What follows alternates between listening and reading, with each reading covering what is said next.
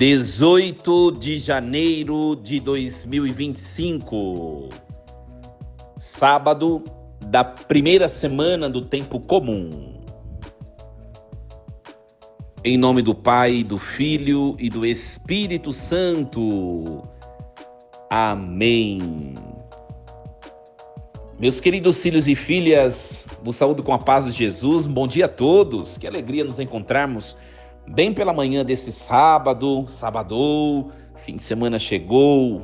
Que alegria, momento de descanso, de convivência familiar, fraterna. Meus queridos, louvado seja Deus. Nós vamos meditar nesta manhã desse sábado a leitura da carta aos Hebreus, o capítulo 4, versículos do 12 ao 16. Irmãos, a palavra de Deus é viva, eficaz e mais cortante do que qualquer espada de dois gumes. Penetra até dividir a alma e espírito, articulações e medulas. Ela julga os pensamentos e as intenções do coração. E não há criatura que possa ocultar-se diante dela. Tudo está nu e descoberto aos seus olhos, e é a ela que devemos prestar contas. Temos um sumo sacerdote eminente que entrou no céu, Jesus, o Filho de Deus. Por isso, permaneçamos firmes na fé que professamos. Com efeito, temos um sumo sacerdote capaz de se compadecer de nossas fraquezas, pois ele mesmo foi provado em tudo como nós, com exceção do pecado.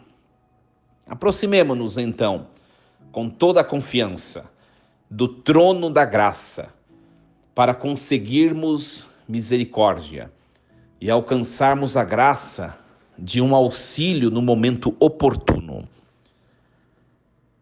Palavra do Senhor. Graças a Deus. Meus queridos, um texto maravilhoso hoje, nesta manhã desse sábado. Nós podemos dividir em duas partes. A primeira parte está falando da palavra de Deus, Nós temos que lembrar que quando o texto fala do logos, ou em latim, do verbum, o texto está querendo referir-se à própria pessoa divina, a segunda pessoa da Trindade, o Filho eterno de Deus. Falar que a palavra é eficaz, é viva, é cortante, mais do que qualquer espada de dois gumes, é dizer que é a segunda pessoa da Trindade, o Filho eterno de Deus, que se fez ser humano. Ele perscruta todas as realidades, corta todas as realidades, conhece, esquadrinha, penetra tudo quanto é pensamento, quanto é intenção, ou quanto é realidade. Uma coisa que o texto está dizendo hoje: tudo está nu e descoberto aos olhos de Deus. A palavra, que é a palavra? Essa palavra é Deus, E nós devemos prestar conta a essa palavra, a Deus, no fim de tudo. Então, minha gente, não existe nada que não esteja debaixo do conhecimento daquilo que nós chamamos da previdência divina. Interessante que eu fiz o meu TCC na providência divina, mas para falar da providência existe também a previdência, Deus é providente e previdente. Por quê? Porque ele conhece todas as coisas, aquilo que já aconteceu, que acontece, que acontecerá. Por quê?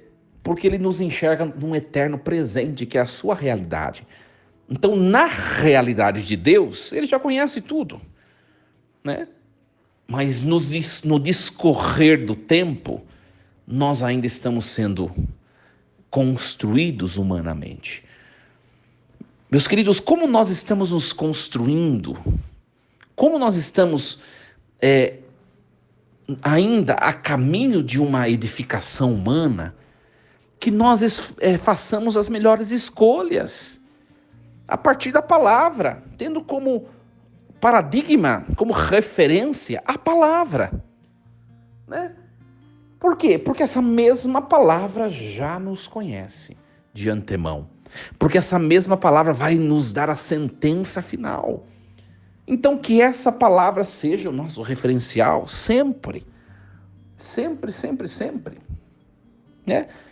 É muito interessante que às vezes a gente vai falar do evangelho, né? Para algumas pessoas tem gente que até se recusa. Eu sou de outra religião, eu não quero conversar, né? Ou às vezes a gente chega em algum lugar, sobretudo eu que sou padre, às vezes trajando vestes clericais, né? Seja o clergyman, seja a batina, enfim, caracterizado de padre. E é muito interessante que tem gente que já torce o nariz, né? Às vezes você vai em alguma loja, alguma coisa, tem duas ou uma. Ou a pessoa percebe que você é padre pelos seus trajes e começa a te deusificar, te tratar de maneira muito diferente dos outros, né? Até te prestigia, né? O que não faz com os outros, a gente fica até constrangido às vezes. Ou acontece o totalmente oposto. Ela estava tratando todo mundo bem, a hora que ela viu que era um padre, ela começou a fazer de tudo para dar errado, a fazer de tudo para que aquela pessoa fosse, para que o padre fosse mal atendido. Acontece também o oposto, né? No fundo, as pessoas, elas enxergam nessa imagem da religião aquilo que elas sabem que vai acometê-las no fim da caminhada delas, que é o juízo, que é a prestação de contas, né? Todo mundo tem isso, né? Todo mundo tem isso dentro da sua alma, do seu coração. Deus, ele nos criou, isso nos diz o catecismo da igreja. Deus já nos criou com o desejo do transcendente, o desejo de Deus, de que fala o catecismo da igreja, né? E as pessoas sabem, mesmo elas não conhecendo de maneira elucidada o que Jesus revelou e mostrou, elas têm dentro delas o que é a verdade.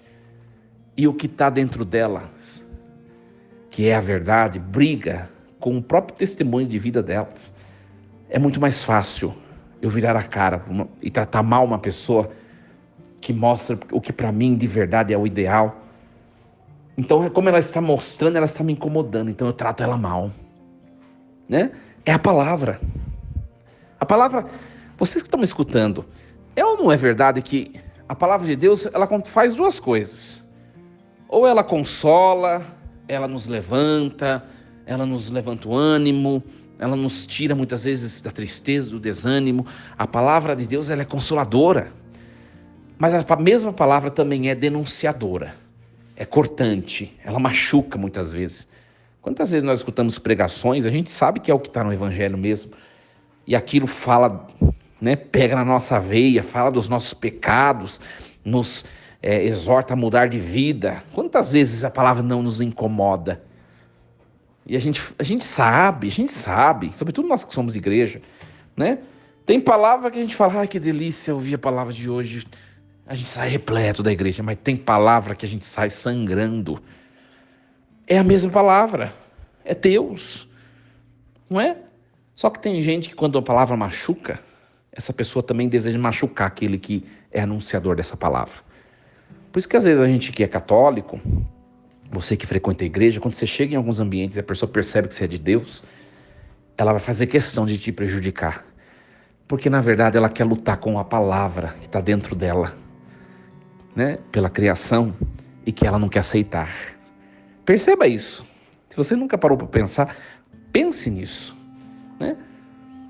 Porque, olha só, vou voltar no meu exemplo que eu estou dando, né? Eu, padre, fui numa loja, vamos dar qualquer exemplo aqui, vamos pegar um exemplo.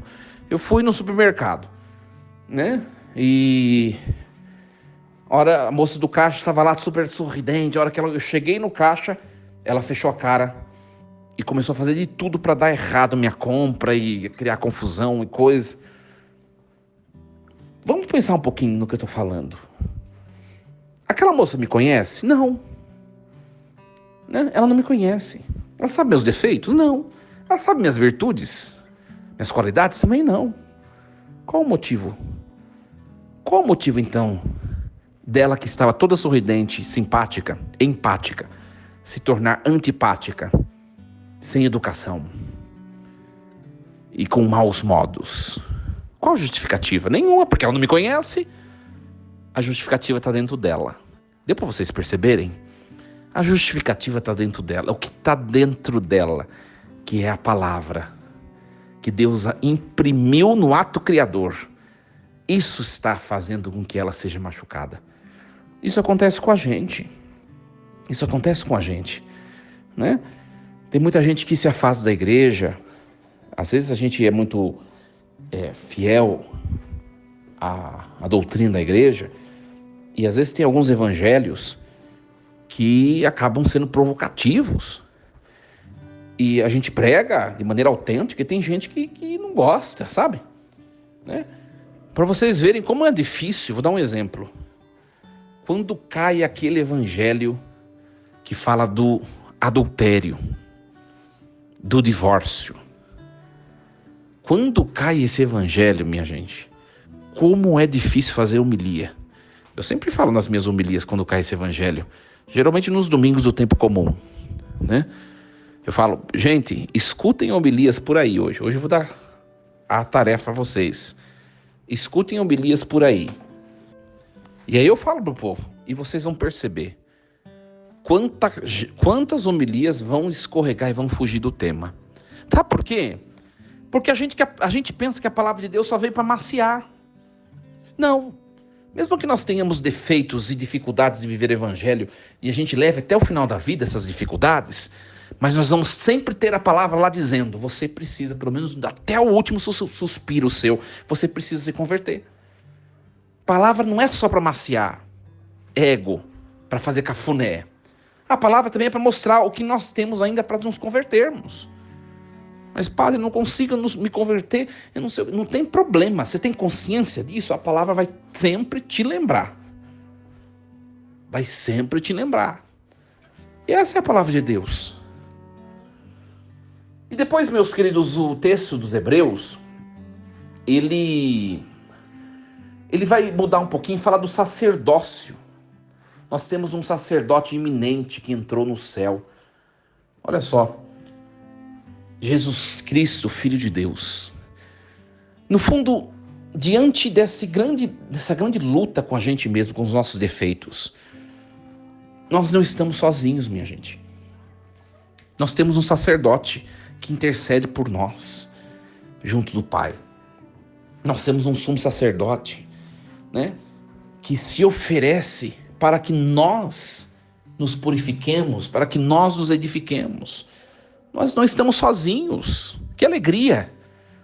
Nessa luta para viver a palavra, quando a palavra esfrega em nossas caras os nossos pecados, aquilo que nós precisamos mudar em nós, quando a palavra de Deus estampa na nossa cara, você faz anos que você está nesse mesmo pecado, nessa mesma vida, e você não tem vergonha na cara. E quando nós muitas vezes nos entristecemos, ou nós ficamos sem jeito, ou nós nos sentimos indignos, lembremos dessa segunda parte. Nós temos um sumo sacerdote que nos carrega nos braços. Tudo bem, meu filho, você ainda não é perfeito, mas você está a caminho. Não desista, levanta, vamos caminhar mais um pouco. Esse é o sumo sacerdote Jesus Cristo. Nossa, olha que bonito esse versículo 15. Geralmente os seminaristas escolhem, né, esse texto, geralmente, para ser proclamado no dia da sua ordenação presbiteral, né, no dia da ordenação em que eles serão feitos sacerdotes, né, porque é um texto que fala muito do sacerdócio, né? O versículo 15, olha que bonito. Com efeito, nós temos um sumo sacerdote que é capaz de se compadecer de nossa fraqueza, pois ele mesmo foi provado em tudo como nós, com exceção do pecado. Meus queridos, se nós sentimos medo, se nós sentimos pesar, se nós sentimos cansaço, se nós sentimos, às vezes, vontade de desistir porque nós somos pecadores, Jesus, ele sentiu tudo isso. Ele só não consentiu ao pecado. Mas ele passou por todas as experiências de fragilidade que nós passamos. Né? Nós temos que, às vezes, desmistificar um pouquinho a personalidade de Jesus de Nazaré, que é Deus, mas é 100% humano. Né? Esse texto está escrachando. Nós temos um sacerdote que se compadece das nossas fraquezas. Você que está me escutando, o que em você é fraco, frágil, é pequeno e precisa ser crescido, evoluído, amadurecido? Jesus, ele assumiu essa fraqueza. Ele passou por essa experiência. Ele só não pecou.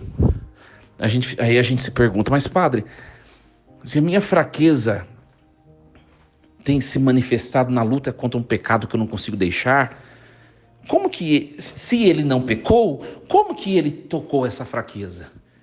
Isso é um detalhe muito, muita sutileza, nós não conseguiríamos compreender na totalidade isso. Não conseguiremos compreender, né?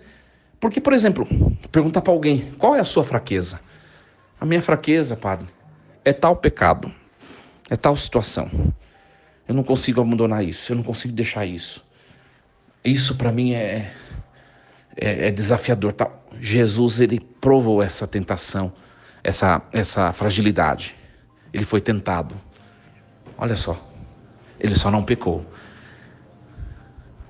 Então, e se ele não pecou, mas ele venceu a fraqueza, a fragilidade, a pequenez, então ele nos possibilitou a algum dia, algum momento, e no momento certo, a vencermos. Por isso, para tudo tem um tempo, né? Eu digo uma coisa, eu sempre digo nas minhas homilias isso, né? Única coisa ruim na nossa caminhada de conversão, minha gente, é nós olharmos para trás e percebemos que a gente está estático e continua na mesma vidinha. Mas se você olha para trás e você vê que você, em tantos pontos, você amadureceu, edificou, cresceu, evoluiu humanamente, louvado seja Deus. As mais difíceis das suas fragilidades, você vai levar por muito tempo, talvez até o último suspiro. Mas você está crescendo, está se permitindo, está se entregando nas mãos de Deus para poder crescer. E é isso que é o importante. A gente precisa entender isso. Né? Sabe por quê? Porque a gente vê algumas pregações, né? Tem uns pregadores que eu gosto muito de escutar. Né? Eu não vou falar nome de ninguém aqui, mas eu escuto várias pregações e várias homilias de diversos padres, porque me acresce. Eu gosto. Vídeos, áudios, enfim. Né? As pessoas mais próximas sabem quem que eu escuto. Mas existem algumas pregações que estão fora do contexto, fora de cogitação humana.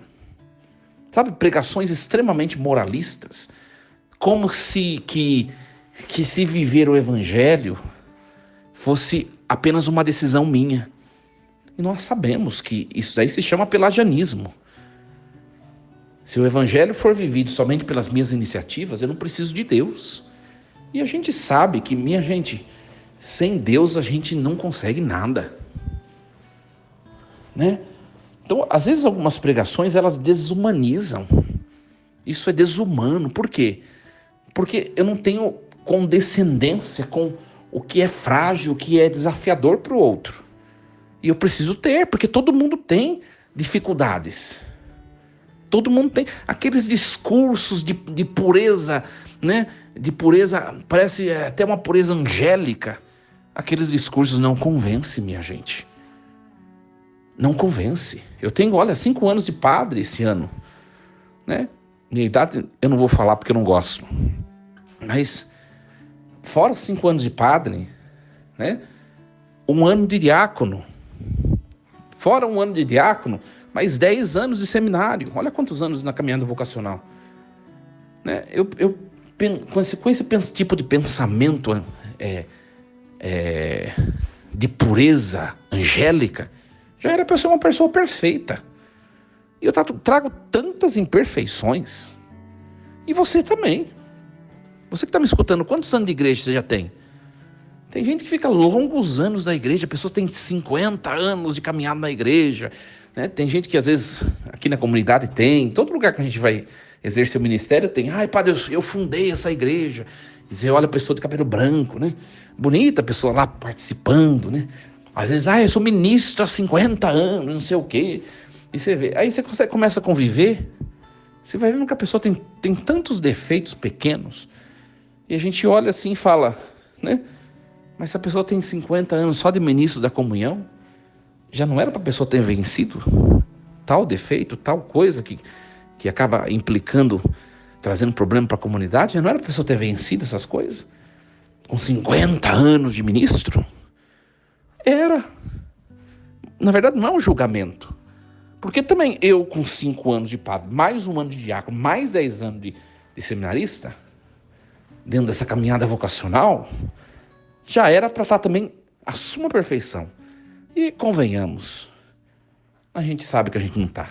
E convenhamos, a gente olha para muito sacerdote com 40 anos de vida sacerdotal e que não reza tanto quanto eu rezo e que não leva o ministério a sério tanto quanto eu levo. A gente vê, minha gente, não é nem julgamento, né? Eu sempre digo para os meus amigos, não, isso que às vezes meus amigos dizem, está julgando.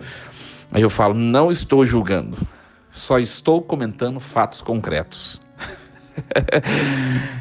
Né? Só comento fatos concretos, né? Até às vezes escrevo no WhatsApp, né? SCFC, só comento fatos concretos. Por que eu estou dizendo tudo isso? Porque nós estamos no mesmo barco, nós somos frágeis. Mas nós temos um sacerdote iminente que nos carrega, que nos oferece, que nos eleva. Que nós nos alegremos com essa verdade hoje. Desejo a você, meus queridos, a vocês todos, um sábado cheio de Deus, com muita, muita, muita alegria. Hoje é sábado, então amanhã, domingo, nós não temos este programa Reflexão Diária. Amanhã será postada a homilia dominical. Quem quiser assistir pode também seguir as redes sociais da Paróquia São João Batista, que é a minha paróquia. Por enquanto está acabando, né? Está acabando. Daqui poucos dias estarei partindo para outra missão. Quem gosta de assistir ao vivo pode seguir. Eu não sei o horário da transmissão nesse fim de semana, acredito que seja domingo de manhã. Mas, de qualquer maneira, amanhã será postada a homilia que eu farei no domingo. E nós retomamos o programa Reflexão Diária na próxima segunda-feira. Um excelente fim de semana, um beijo no coração, força e coragem, Deus abençoe. Em nome do Pai, do Filho e do Espírito Santo. Amém. E lembremos-nos sempre, Deus está no comando de tudo.